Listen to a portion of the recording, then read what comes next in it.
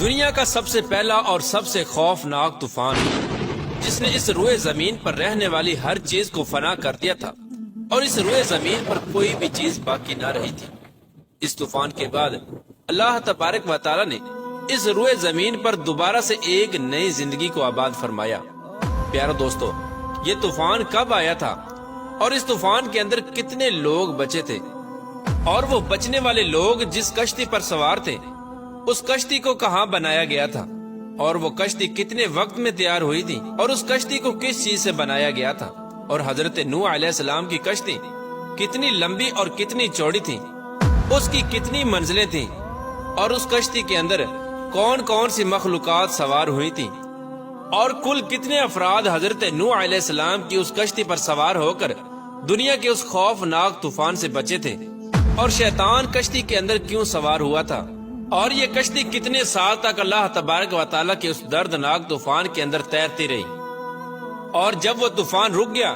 تو اس کشتی کو کس جگہ پر چھپایا گیا، اور کیا وہ کشتی آج کے اس دور میں دریافت ہو چکی ہے؟ پیارے دوستو، ان تمام تر سوالات کے جوابات قرآن و حدیث کی روشنی میں آج کی اس ویڈیو میں ہم آپ کو بتائیں گے، لہٰذا آپ سے گزارش ہے کہ ہماری اس ویڈیو کو اینڈ تک ضرور دیکھیے گا، کیونکہ یہ ویڈیو بہت ہی تحقیق کے بعد بنائی جا رہی ہے، اور اس ویڈیو کے اندر آپ کو انتہائی اہم معلومات ملنے والی ہے۔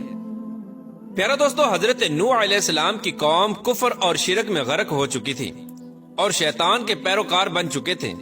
شیطان کی پیروی کرتے ہوئے ان لوگوں نے 5 بڑے بڑے بت بنا رکھے تھے جن کی یہ لوگ عبادت اور پوجا کیا کرتے تھے۔ وہ 5 بڑے بت جن کے نام یہ ہیں: ود، سواع، یعوس، یعوق اور نصر۔ یہ بدبخت قوم ان 5 بڑے بتوں کی پوجا کرتی تھی، اور اس کے علاوہ اس قوم کے اندر ہر طرح کی برائی تھی اور وہ ہر قسم کے گناہوں کے اندر مبتلا ہو چکی تھی۔ اس کفر و شرک میں مبتلا اس قوم کی طرف اللہ تبارک و تعالیٰ نے اپنے پیارے پیغمبر حضرت نوح علیہ السلام کو مبعوث فرمایا، اور اللہ تبارک و تعالیٰ نے حضرت نوح علیہ السلام کو نبوت عطا کی۔ حضرت نوح علیہ السلام نے اس قوم میں آ کر اپنی نبوت کا اعلان کیا اور بتوں کی پوجا کرنے سے ان لوگوں کو منع کیا، اور اللہ تبارک و تعالیٰ کی وحدانیت کی طرف دعوت دی اور ان کو ایک خدا کی عبادت کرنے کا حکم دیا۔ پیارے دوستو، یاد رہے کہ حضرت نوح علیہ السلام ہی سب سے پہلے وہ رسول ہیں جنہوں نے کفار کو تبلیغ کی، اور ان کی قوم ہی سب سے پہلی وہ قوم ہے جن پر اللہ تبارک و تعالیٰ نے دنیاوی عذاب نازل فرمایا۔ اس طرح حضرت نوح علیہ السلام کی قوم سے ہی دنیاوی عذاب کی ابتدا ہوئی، جس طرح کہ اللہ تبارک و تعالیٰ قرآن پاک میں ارشاد فرماتا ہے: بے شک ہم نے نوح کو اس کی قوم کی طرف بھیجا کہ ان کو ڈرائے اس سے پہلے کہ ان پر دردناک عذاب نازل ہو۔ پیارے دوستو، حضرت نوح علیہ السلام 950 سال تک تبلیغ کرتے رہے اور ان لوگوں کو برائی سے منع کرتے رہے، لیکن وہ بدبخت قوم اپنے گناہوں سے باز نہ آئی اور اسی طرح بتوں کو اپنا خدا مان کر ان کی پوجا کرتے رہے۔ لیکن صرف 80 لوگ ایسے تھے جو حضرت نوح علیہ السلام پر ایمان لائے، اور باقی ساری قوم حضرت نوح علیہ السلام پر ظلم و ستم کرتی رہی اور آپ کو جھٹلاتی رہی۔ پیارے دوستو، بعض روایات کے مطابق حضرت نوح علیہ السلام کا مسکن عراق کا شہر رافدین بتایا گیا ہے۔ حضرت نوح علیہ السلام نے جب بارہا اپنی قوم کو اس برائی سے منع کیا اور اللہ تبارک و تعالیٰ کی وحدانیت کی طرف بلایا، تو حضرت نوح علیہ السلام کی قوم نے آپ پر طرح طرح کے اعتراضات وارد کرنے شروع کر دیے۔ چنانچہ اس طرح ان کی طرف سے وارد ہونے والے تمام تر اعتراضات کے جوابات حضرت نوح علیہ السلام نے اپنی قوم کو دیے، لیکن اس کے باوجود بھی وہ بدبخت قوم اللہ تبارک و تعالیٰ کی وحدانیت پر ایمان نہ لائی،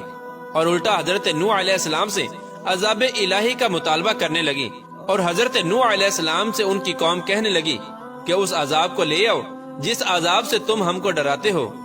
پیارے دوستو، حضرت نوح علیہ السلام کی قوم حضرت نوح علیہ السلام کے ساتھ متکبرانہ انداز کے اندر کلام کیا کرتی تھی، اور آپ کی قوم نے آپ سے کہا کہ اگر آپ تبلیغ کرنے سے باز نہ آئے تو تمہیں سنگسار کر دیں گے، اور اس طرح اس قوم نے حضرت نوح علیہ السلام کو قتل کرنے کی دھمکی دی۔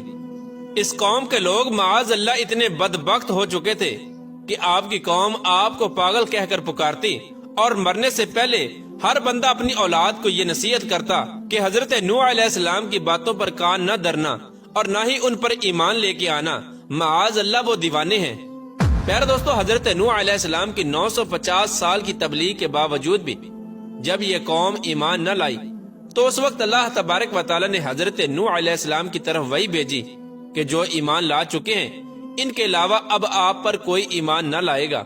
تو اس وقت حضرت نوح علیہ السلام نے اللہ تبارک و تعالی کی بارگاہ میں دعا کی اور آپ کی دعا قبول ہوئی، اور اللہ تبارک و تعالی نے حضرت نوح علیہ السلام کو ایک کشتی بنانے کا حکم دیا، اور ساتھ ہی اللہ تبارک و تعالی نے اپنے پیارے پیغمبر حضرت نوح علیہ السلام کو یہ بھی بتا دیا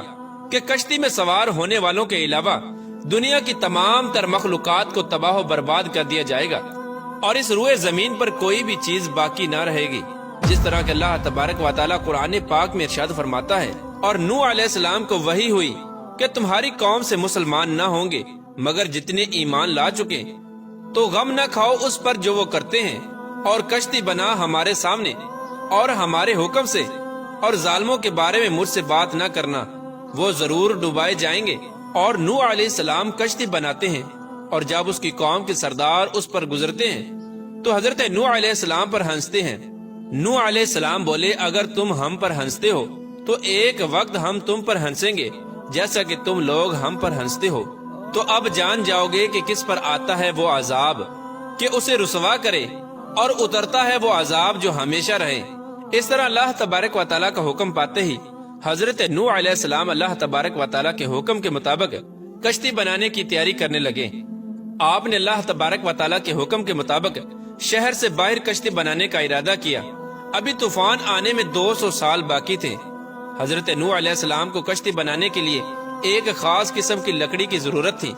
لہٰذا حضرت نوح علیہ السلام نے اس لکڑی کو حاصل کرنے کے لیے ساگوان نامی کچھ درخت لگائے